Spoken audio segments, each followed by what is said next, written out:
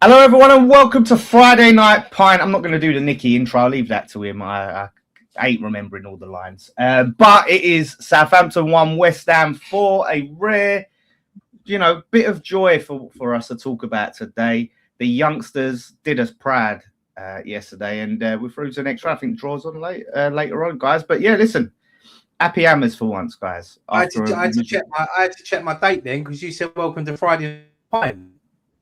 Oh, post-match pint. See, it's because that's why we do the Nicky flipping intro, because then you don't forget. But yeah, post-match pint. And listen, lads, like I said, look, he played the B team, he played the youngsters, and we got a performance in it. It didn't start too well, but when it kicked in, I think a lot of them players did us proud yesterday, especially the youngsters. Yeah, 100%, mate. I think from the goalkeeper, down to Macassar starting, it was just a brilliant performance, and obviously Ajala took his 2 goals well, and it's a big confidence boost. And now them youngsters have given Nuno a headache, and it's a good headache to have because someone like look, I don't like overhyping youngsters straight away because I think that you've got to work hard to, but I think Alford, for me, if he keeps getting picked and he's grounded and he gets good players around him, he could be our next Mark Noble for longevity in the first team. He's that good. I really do. I think he's got such a bright future at West Ham, and I was very impressed with him yesterday. Mukasa as well, I thought was very impressive. And look, it's a great win, and I wish we could play Carabao Cup games every week because we scored 7 goals in 2 games, and we're unbeaten. But yeah, it's a good headache for Nuno to have. I was very impressed with him last night. Mate, it's what we needed. Do you know what I mean? That performance last night, it's what we needed from like you said, from the youngsters coming in and doing a good job. That team there, when you think about it, they've not had, well, they would have had training sessions together, but like with the new lads there and the youngsters as well, it was great. And finally, I can praise Nuno for doing something right with his substitutions and his tactics. It's only took 18 months, but I can finally do it. Yesterday was spot on. I thought we moved the ball a lot better. We looked more threatening. We looked like a team that wanted to get into their final third. And then the subs, were granted, I've said to you lot in the chat, were they really needed? Probably not, but the big boys went on and did the job. But I was so happy that we were sitting there 2-1 up and we didn't try and see it out. We actually carried on doing what had got us into that position in the first place. So credit to Nuno for that. Finally, credit to Nuno for that. Well, this is the thing. I'll just say, hopefully it is a lesson learned for him. And we do see it in the league. I do worry that there was obviously a sense for Nuno is, he picked that team because he's thinking, well, I think a lot of us were thinking, prioritize the league, right? Mm-hmm. The league is the be-all and end-all. We ain't got a squad, so rotate. So with that attitude, he's probably thinking, well, if I'm gonna just go for it anyway and attack and lose, then the loss we're out of the Carabao Cup, so it's not as bad. So it's probably not as much at risk where he felt he could do it. I'm hoping I'm wrong, and he does apply that principle in the, because I look at Ajala, for example. You go back to that Burnley game. When I was saying, and we was all saying except Nicky, bring him. He should have brought him on and for Solomon, and he's shown he can do it. So just bring an attacker on for an attacker and keep going and keep giving them something to think about. It's this is what we said then. It's there was no square pegs in round holes last night.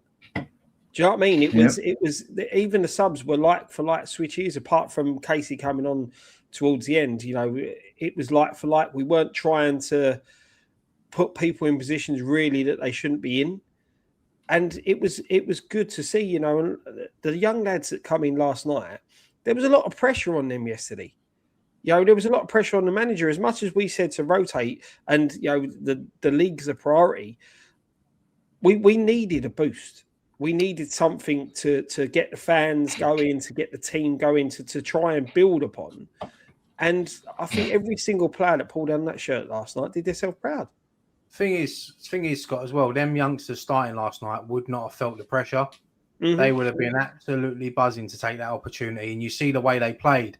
You know, even I mentioned him earlier, Mukasa, just playing with a smile on his face, the way he's just knocking it round people, dropping his shoulder, you know, playing the 1-2s. Ajala as well, the confidence in him to play the little ones around the corner. They don't always come off. We know that.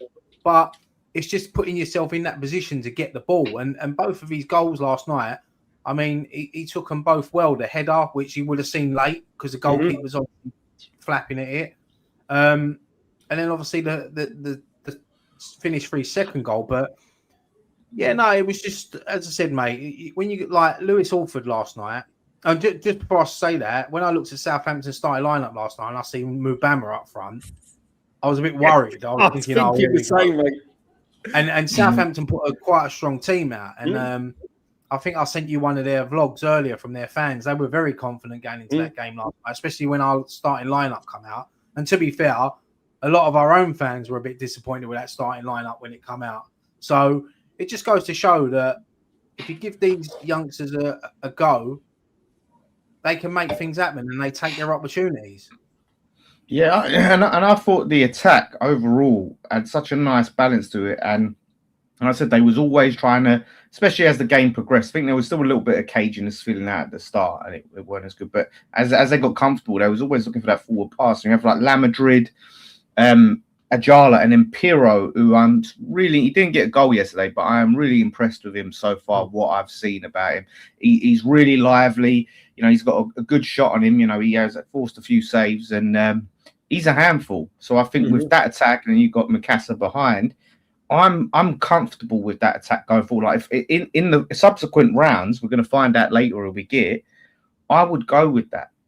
You know, and then you've got, and that's the refreshing thing. You've got to play Bowen and Tatty and all these players to come on. So yeah, I think that was a big positive for us as we saw that. Do you know what? There's some of these players that are up to it of being, you know, on the second choice and coming off the bench, big time.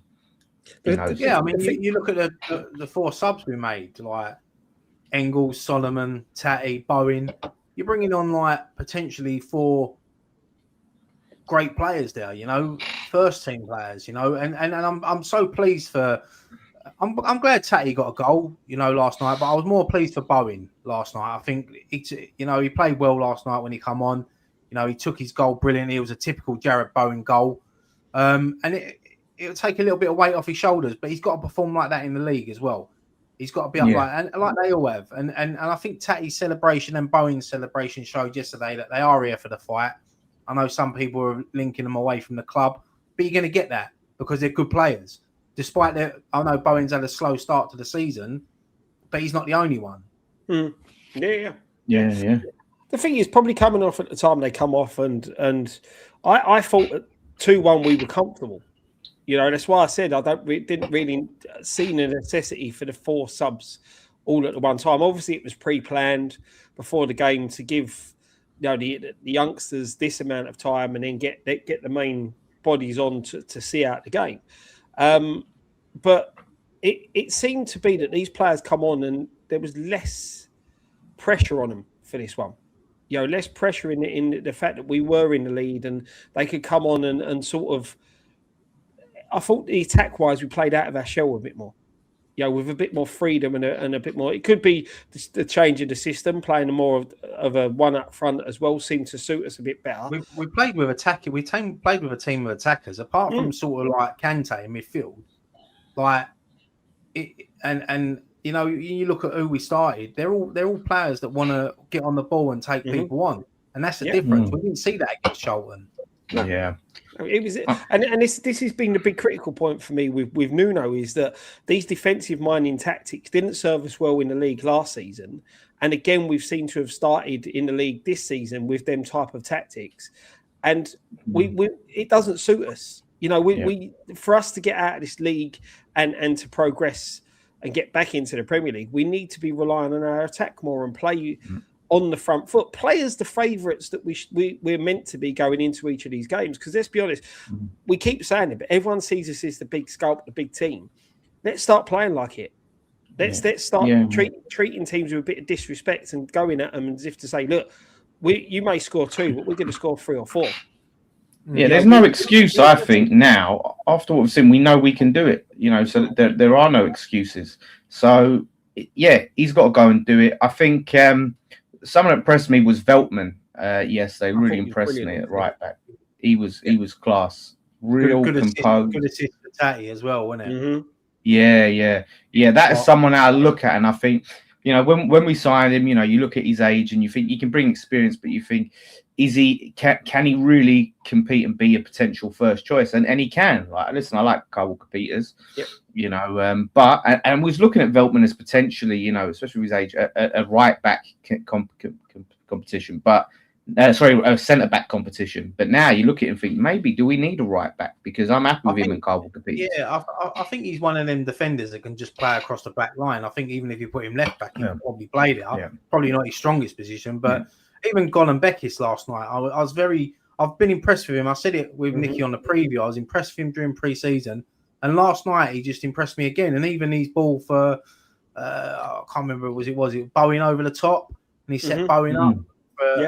He just looked comfortable on the ball, and even back to the goalkeeper, like Herrick, he's like, the way he screams and shouts at these first teamers, it's like he's been playing in goal for the last 5-6 seasons. He's like a season pro. And that's just confidence, because he thinks, you know what? He wants to be number one. He wants to be West Ham's number one within the next couple of seasons. So, I think he could do with a little bit more experience. I think he's a bit rash at times. At the time, he ran out like a lunatic. But say that, yeah, it was a good game for him. I think we do need. I would like to sign an experienced left back. Like, I do like Mayers, but he did get done a couple of times. One for their goal. By the winger, you know what I mean? He had the beating of him 1-on-1, and he struggled with that. So I want to see Mayers, get a little bit more development, maybe on loan, and you have Scholes and experienced left back, and hopefully Mayers can be a bit more seasoned.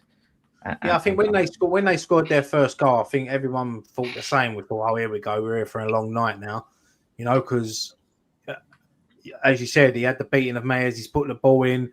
Kilman with a soft header out. And they've just allowed Taka just to run in the box. There was 4 defenders around him, and he still managed to get it through. I mean, Gilman's backing off. It's and it was a good finish. And then you think to yourself, oh, here we go, we're in for a long night. But I think after that we got settled, and once we got our foot on the ball, started knocking it about. I think it was our game to win, and we did win. I tell you what, that Cienza that scored, I would have a look at him, and potentially sign him. I think he played left midfield, but if he's versatile when he can play on the right and play a few positions, I think he looked like a handful. He obviously got the goal, and he was their constant threat. I really like the look of him, so I would inquire. The disappointing thing, I think, for that goal is like you said, the header weren't the best header, but it was good enough. We had 4 players around him, and we should have dealt with that. And that's probably where we fall flat a little bit. Defensively. Seen that a few times, Scott, haven't we? Yeah, we've allowed him too much time, too much space in the area. We should have been a lot quicker at shutting him down and getting him off of his stronger foot. I believe it's his stronger foot where he hit that shot. The way he hit it, it looked like it was. So we need to work on that.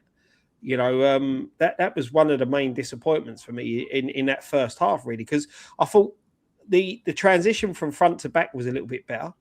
We didn't seem to dilly-dally on the ball, take too many touches and be too predictable. And the thing I liked with like the likes of Golan Beckis as well is that when the ball needed to be humped forward, he didn't try and piss ball about and find a pass that wasn't there. It was like, this is going long. It was going long time to reset. Yeah, and for a young lad coming into the side, because we've seen through under the reign of Nuno that he wants to play out from the back, these things. And sometimes teams find us out on the press and we overplay. But for me, he didn't allow that. When it needed to go long, it went long. And that's what I want to see us doing going into the season. If there is a high press and there's no opportunity to knock 2 or 3 passes, get it long. Give that's them something. There's not, there's no shame in going long. Like, there's no shame in going back to goalkeeper sometimes, Sometimes you just got to play the simple stuff, because we see it the other day with Mavropanos against Charlton. He's trying to be too casual, and instead of going back to the keeper, he's trying to walk out and we've got caught out. Sometimes go back to old school, go back to basics, And like you said, Scott, Gon and Beckis, the way he just sort of like he looks up, he takes his time, and he plays the right pass. He doesn't panic. And for a youngster, sometimes youngsters do panic because they're nervous. Sometimes youngsters don't want the ball because they're scared of making mistakes. But I watched all them youngsters last night, and they all looked up for it. Ajala especially, the way he was dropping in, looking for the ball off of Mayers especially, and it was just the way he weren't afraid to take people on. You know, just like Mukasa as well. You know, you see his run for Bowen's goal. You know, he just dropped his shoulder, took it past two people. You know, and he's just gliding. It reminded me a little bit of Ravel Morrison, the way he was gliding across that pitch at one point. You know, if we can get him around that first team, I think he's going to be one hell of a player for us this season. That's it. I'm with you. This was the big positive about going down for me, is starting to see young players get opportunities, you know, which is why I was really disappointed to see Freddie Potts go. But, you know, with the players that we've kept, like Ajala and Orford, and like for Ajala to get 2 goals and Orford to get 2 assists, like for them, that's only going to boost their confidence and the experience that they've got. So I hope now Nuno does see that when we are in these games, he can trust these players off the bench. Like if he needs to bring them on, like he can trust them if we need to, you know, bring off some of the heavy hitters, as Bowen needs a rest, or, you know, Solomon needs to come off, or any of these sort of players. But I think Orford, he needs to, I think, be a starter at this moment in time. Like I think out of the midfield we've got of Engels, Kante, and Orford, like he should be definitely ahead of Kante, right? Different types of midfielders, but if you're looking at the 3, and I think he should be ahead of Engels just because Engels hasn't proven anything in a West Ham shirt yet. He hasn't. Like we've looked at Orford every time he's played, he's not put a foot wrong. He's looked calm, composed. He always looks very comfortable on the ball as well, and he doesn't. We see it the other day when he come on the second half against Charlton. You know, he looks comfortable. He wants to get the ball, and the first thing he does is he looks for the right pass. He doesn't try anything stupid, you know, and he breaks up the play. And as I said earlier, mate, I think that if he really knuckles down and he performs, he could be another Mark Noble for us at West Ham for a very long time. You know, he's a local boy. You know, we love to see that at West Ham. And if we can get him in around the senior players, the experience, they'll look after him. But then he'll look after them as well. But would you guys agree that, say, going into Watford, he should start over, say, Engels, you know, or you play Orford and Engels? Yeah, I mean, look, and Kante started last week, so it'd probably be a straight swap for him, really. I think Engels would probably start alongside him, but Kante's not really done much wrong this season. You know, he's got a couple of assists so far this season in the cup and the league. So the only thing with Kante, I think he's got a very heavy touch. But apart from that, I like his game. I like the way he plays. You know, he's not afraid to take people on. We've seen him do it, as I said, a couple of times this season. And he's set up 2 goals. So, you know, there's a lot of positives to take from them youngsters last night, because they've not only given us fans a headache thinking they should play, they've given Nuno, the main man, a headache. You know, and he's thinking, and he'd be looking at it thinking, do you know what? Give these boys a chance. I might not have to. I know we do have to get other players in. We can't rely on these. But if there was a player that we was thinking, maybe he could look at someone and think, do you know what? I haven't really given Ajala a go. Maybe I might give him a bit more of a time, because he looked very.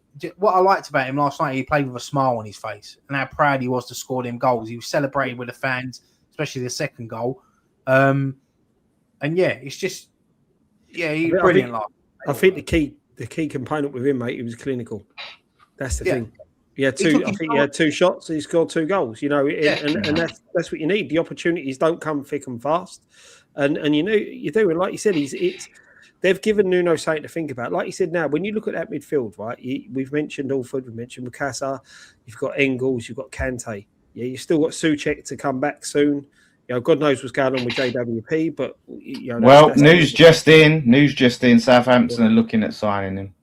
Right, there you go. So when you look at that, now, like you said, it's a good headache to have, and we still need to get some more experienced players in. But when you've been looking at the bench in recent weeks, sitting there thinking, we will look a bit shady. some of them players last night that stepped in have been sitting on that bench, and now you're sitting there thinking, well, if the deeper we go into this championship season, like we said, we don't want to rely on these youngsters. But if we pick up an injury or a player's going to be missing for a game through suspension, something like that, we're not at panic stations to get somebody in.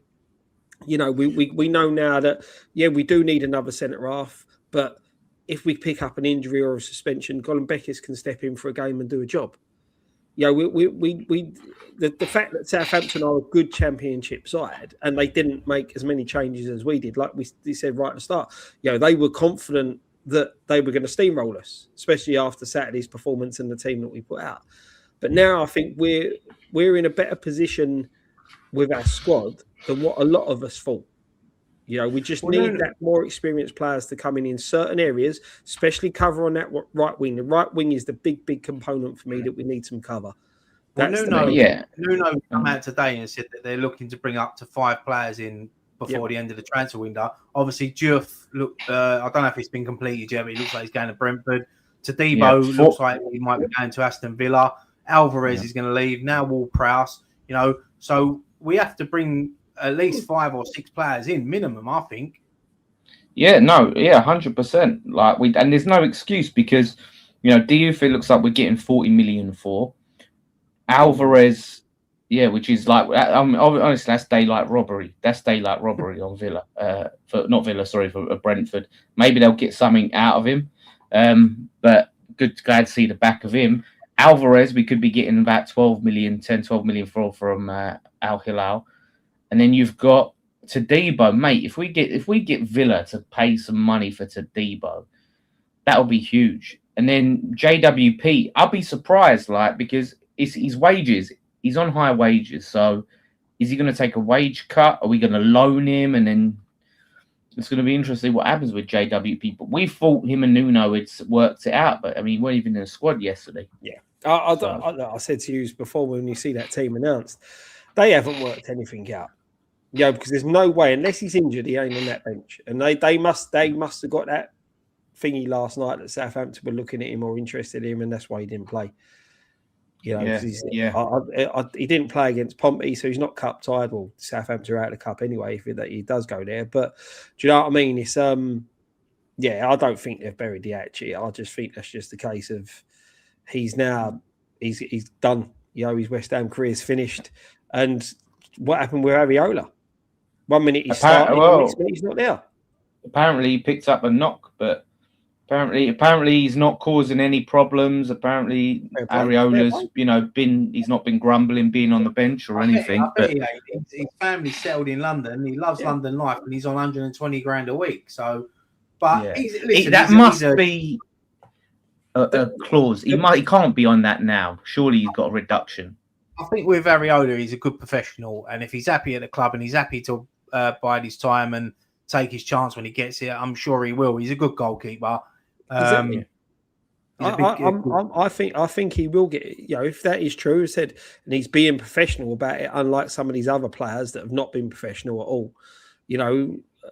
Good on him. I know. Look, whether he's on good money or not, there's a way to carry yourself, and some players at our football club who have wanted out haven't carried themselves. They should be ashamed of themselves the way they are, the way they've acted. They're like big babies, and it's disgraceful. And they really should look in the mirror and really take account of themselves, because it's disgusting. If any of my kids turned out like them, I'd be disappointed and think I'd failed as a father.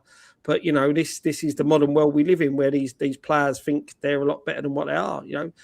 But I said, if he's sitting there and look, 120 grand a week, 60 grand a week, whatever it is, it's enough money.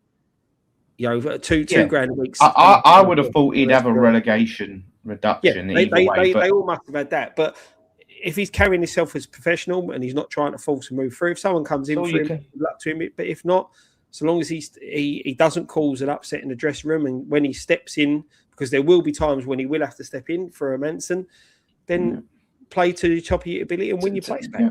But to have the likes of Wan-Bissaka, Alvarez, Diouf, Tadibo, Magassa refuse to play for the club, that pays their wages. They're all a disgrace, and I will I will be really preying on their downfall, and I'll be looking out for them, and I'll be reveling in their failures. I mean, McGasser was on the bench last night, wasn't he? And he wasn't used. But apparently he went straight down the tunnel. All the other squad clapped the fans, and he went straight down the tunnel. The thing is, though, with that, I mean, we obviously don't know the situation. I mean, he could be frustrated he hasn't got game time, and that's why he's rushed down the tunnel. We've all done it.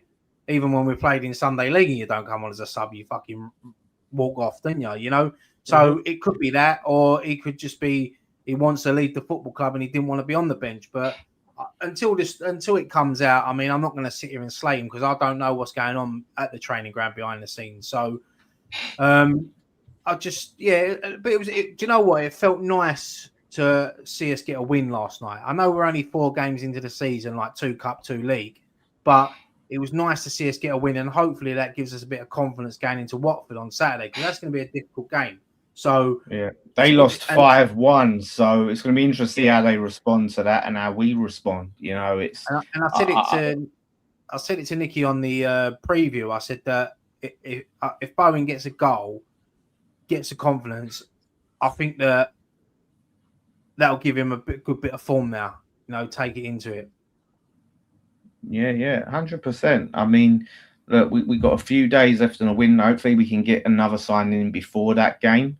You know, and that will give us an extra boost. You know, that new signing boost. But it don't feel like we're close to anyone. So we'll have to see like what's going on, because we're just getting rid of players. It's all well and good like getting rid of all these players, like, and it's great. We're getting great fees for them, and you think, wow, that's a lot of money, and we're not spending it.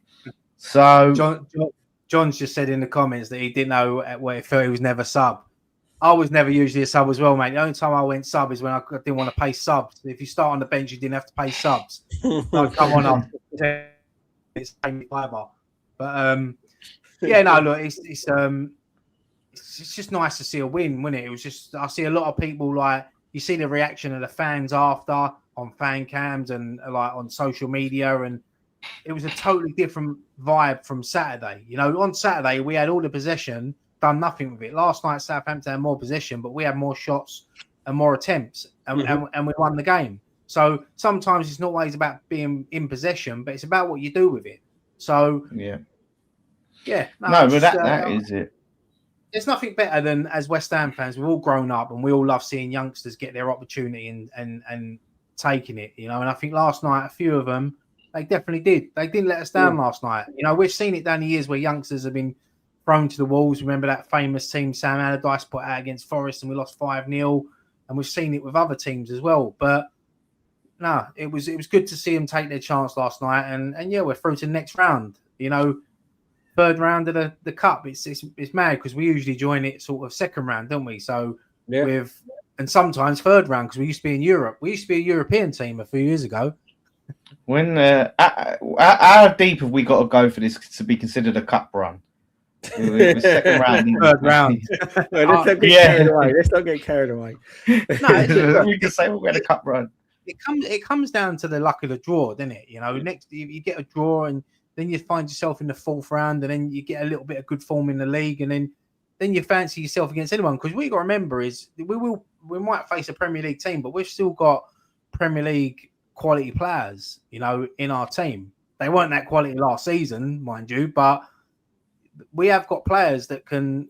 So it'd be good to have a cup run. You know, we said it the other day, didn't we? Our sort of form turned last season when we beat QPR in the cup in January, and we found a bit of form. So cup games are always good because it gives players that don't play the chance to, as it showed last night, to prove that they should be in the starting 11. And there's nothing better than when you've got a good starting 11 and a good bench, because the players that come on should be good enough to replace the ones that are in the first team. They should be starting thinking, because none of these players should relax. These players should look and think, right, if I don't play well this week, I'm going to lose my place in the team. And that's how it always should be. Mm-hmm. Yeah, cool. That's why we just got to get more depth in, more quality. I just say, apparently we've only spent 28 million quid.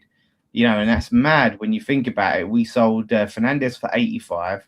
We sold Somerville for like nearly 70 million. Now Diouf is going for 40 million. You know, we sold Freddie Potts for what, 12 million, 10, 12 million quid. So we've made a lot of money in sales, but we're not really going out and just signing the players that we need. And I'm surprised we're not looking at these other championship clubs and going, like I said, if we want Cienza from Southampton to go, look, there you go. There's the money, and try and get some of these players. It's crazy. I reckon we're going to spend money on another 2 players and maybe bring in another 3 on loan. I'd like it to be more, but I can see us going out and spending big again. I can see us spending more than what we paid for Engels and breaking the record again in the Championship. There's someone on their radar for them to be letting these players go. They've been waiting for the money to come in, then they'll go out the last couple of days when clubs are desperate to sell and then go and get them. I think you're right, mate. I think you'll have a domino effect, and like you said, you wouldn't be surprised, especially if we want to steal a club's player in the Championship. You know, we're going to be looking like, you know, the guy in the comment there, James has put there. You know, you're going to be looking for 20, 30 million plus from the guy from Southampton. You know, they're not going to stand by and just let us take their better players. They're going to hold out for a decent fee. And that's why you just got to go and. But this is it. This is the thing. If you want a player and he's going to improve your squad, because you've got to be looking at it, barring probably the likes of Bowen, Tatty, you know, you've got to go out and sign a player that's better than what you've got. The toughest part for me is that right winger, because you've got to sign somebody who's decent, but they know they're going to be behind Bowen. Yeah. You know, apparently we're supposed to be getting Reece Nelson, aren't we, on loan? See, I think we're signing him, aren't we? I think we're signing him for about 3 million. I think I was signing him on a permanent. So you get Reece Nelson, right? And if he's able to come, look, he's going to be that cover, right? He's going to be that guy, surely. Which means like we don't have to spend. What we need to do, I still think we need to try and get some real quality at centre back, because as much as I think Kilman's been improved, something about that partnership in Mavropanos just don't work. No. So I would get a left-sided centre back that can partner Mavropanos, and then get an experienced left back. You know, and then get some bloody midfielders in, because we're letting enough go. Bolster that midfield, because we spent 22 mil on Engels, but we still don't know if he's going to come good or when he's going to come good, how long it's going to take him to settle. So it'd be nice to have someone maybe like that's either played, you know, Premier League football or Championship football regularly, that can come in. You know, they're just going to slot in. And the thing is, as well, Dan, there's still some decent aging free transfers out there as well. You know, that you could probably look at to come in and bolster the squad with a bit of quality.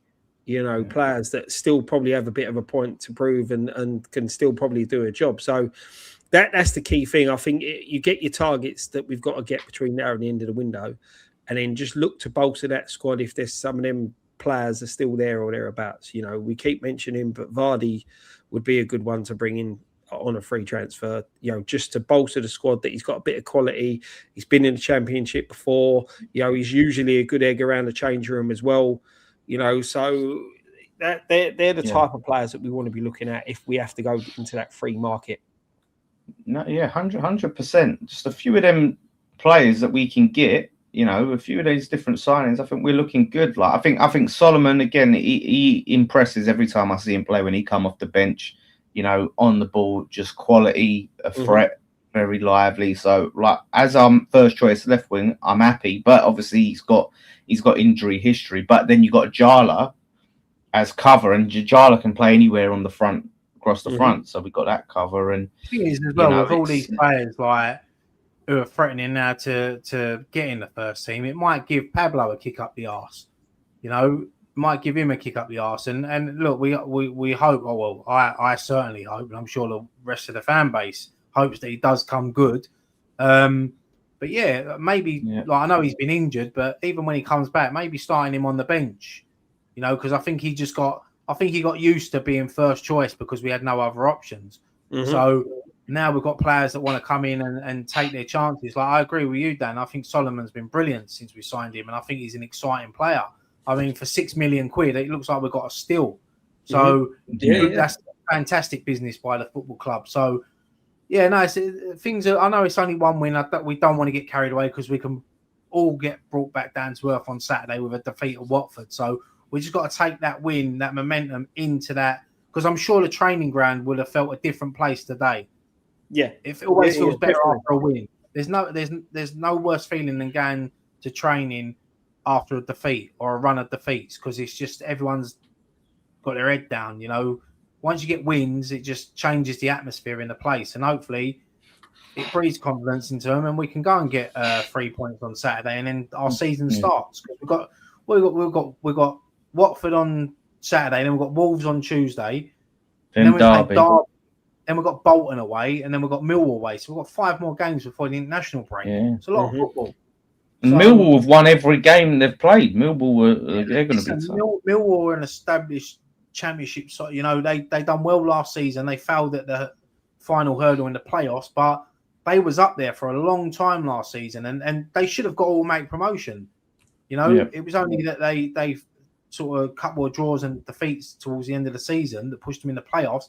But look, I know we've got the rivalry with them, but they're no mugs. They're a good football team, and they will be right up there come towards the end of the season. So for us to make a statement in this league, going to Millwall and getting 3 points on a good run of form, going into that international break, I'm sure we'll all be happy hammers if that happens. Yeah, I want to start putting some fear into teams, and I think that statement win was good. But if we go to Watford and have a big statement win and let people know, listen, you're coming up against West Ham, you're really in for the game of your life, and people start looking, oh shit, West Ham away, and get that in, rather than Southampton, like them looking at us going, oh yeah, West Ham at home, we'll have that. So hopefully we're doing I think 3 points. Look, yesterday was great, but 3 points is everything. We need to pick that up, because if we lose and Southampton win, they go above us, and they started on -4 for points. What a crazy. I was watching a few of their fans vlogs from the game yesterday on social media earlier, and the confidence in them before the game. Some of them were saying this could be 9-0 tonight. And I'm thinking Southampton fans are the last people to mention 9-0, because they got battered twice 9-0, didn't they? So, but they were so confident last night of getting, even at half time when it was 1-1, and they was going, yeah, we'll go out 4-5-1. That's what I'm saying. Football's a funny game. Sometimes you look at teams and you think, yeah, easy win, and then you end up losing. A bit like what we did on Saturday against Charlton, to be fair. So, yeah. So, listen, let's hope Saturday Nuno goes for it, and that results had an impact on him, and we just go on that front foot, and we attack and we attack and we attack. I think that's what we need to do. Definitely. So that stadium was pretty empty. Apparently the fans were protesting the price. Apparently they really upped the price on the tickets, because I was like, so many empty seats. Apparently it was really expensive. And I know we're West Ham. Good from our fans though. We've sold out 3,000 on a Tuesday night. We always travel well, and I'm not sure what's going on with Southampton with the protests and all that, but it did look really empty last night. So it's a shame, really. I know we're West Ham and it's a big team and all of that, but it's the second round of the Carabao Cup, man. You got clubs should drop their prices to allow families and that to go and give the kids the experience. What would you rather do? Instead of having 20,000 empty seats, why don't you just sell them for £1 a ticket or something and earn an extra 20 grand? Exactly. You know what I mean? Exactly. More likely to help the team win as well, because imagine the players coming out and seeing a stadium that's mostly empty. It don't really inspire them, does it? But that's it. You're looking. It's the last week or so of the school holidays. A lot of parents have already done their money that they've had their spare money that they've had to set aside because of this. Do it cheap. Fill the seats. It's what it's about. It's these cup games are a lot of youngsters experience their first football game at a cup fixture because they're sometimes easy to get tickets for. You don't bump up the prices, for an all championship clash. It's ridiculous. Fill the seats. That's who would you like in the next round then? Don't matter, or is there one? I wouldn't mind where was the list? There was the list. I wouldn't mind a Prem team, Tottenham away. Yeah, that would be nice. Right. just fucking go there. But let's see if they get past Charlton. I have my doubts. Sorry, apologies. They haven't played. They haven't. There's a big chance they could lose to Charlton. Imagine that. I mean, well, they're actually winning 2-0. Oh, they're actually winning 2-0. Oh yeah. Oh, wankers. Fuck's Yeah, sake. just look. Who scored? Oh fuck. Solanke Moore. Is it Mickey Moore? Michael Moore? Do you know what, lads? To be honest, I'd like anybody but one of the big six. Well, we're going to get Man United away. We always get fucking Man United away. Yeah. They're probably the ones we want out of all them. We can get, maybe Leeds at home or something. Yeah. No, but it's just been nice. It's just nice to be in the third round. And look, whatever you think of the cups, everyone gets a little bit excited by the draw. You wait for especially knowing that we're in there and Millwall are in there as well. And we're bound one day to get them. Mate, could you imagine? Now we're finally in the same league as them. Is the time we finally draw them in a cup. That would be just so typical, wouldn't it? Yeah. It wouldn't surprise me either. It wouldn't surprise me. So, yeah. It'll be interesting to see later who we get. Mm-hmm. Yeah, definitely, guys. So listen, let's enjoy this win because with West Ham, you're only a few days away from absolute misery and despair. So let's enjoy it while we can. We'll be back, obviously, building up to the Watford game as well. So look out for that. We'll keep on track with a lot of these transfer news, and hopefully we start to get some steam built up on that. More so yeah, good stuff. That's what we want. More positivity. Yeah, people think we like just flipping moaning all the time. I want to be happy about West Ham. I want to be positive. There's something positive to be positive about. But 3 points, be all and end all, mate. Give me 3 points, Nuno, and I'll be very, very happy. Yes, definitely, mate. Definitely. So big thanks for watching, everyone. Obviously, check out OK Jerseys. Big thank you for them. The logo is there with Scott. You can QR code it or check the website out. Code Nicky10 for 10% off. Lovely jubbly.